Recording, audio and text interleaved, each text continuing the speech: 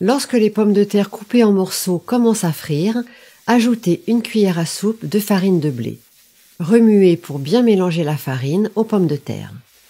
C'est très simple et rapide, mais il faut le faire à feu moyen. Voilà. Après avoir bien remué, on va ajouter le beurre. Environ une cuillère à soupe.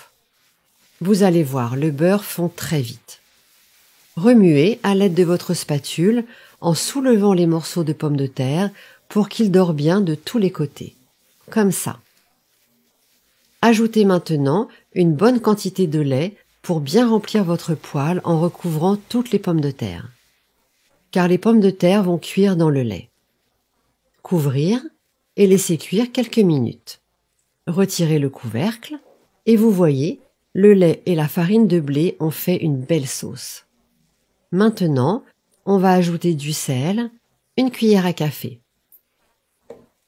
Du poivre noir, une cuillerée. Du cumin, une cuillerée aussi.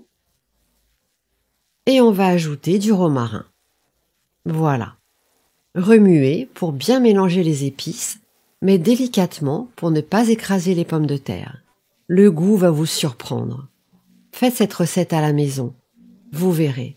C'est un délice. Après avoir bien remué, ajoutez le paprika et ajoutez 50 g de parmesan râpé. Mélangez à nouveau le tout. Moi, j'ai l'eau à la bouche rien qu'en sentant cette bonne odeur. Prenez votre temps pour bien mélanger et faites-le soigneusement. C'est une recette assez simple, mais ça va être délicieux. Voilà, on mélange bien. Une fois terminé, couvrez et laissez cuire encore 2 minutes. Faites toujours cuire à feu moyen pour que ça ne brûle pas. Éteignez ensuite le feu et vérifiez le résultat. Voyez à quel point c'est incroyable. Vous allez voir, le goût va vous impressionner.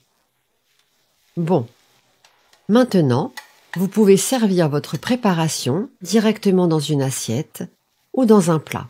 Alors vous allez essayer? Les pommes de terre sont bien cuites et le goût va être impressionnant. Les épices sont les ingrédients spéciaux de la recette. Terminez avec du persil ou remplacez par une autre plante aromatique comme la coriandre par exemple. Moi, j'adore le persil et le petit goût délicat qu'il ajoute aux pommes de terre. Je vous souhaite un bon appétit mes amis.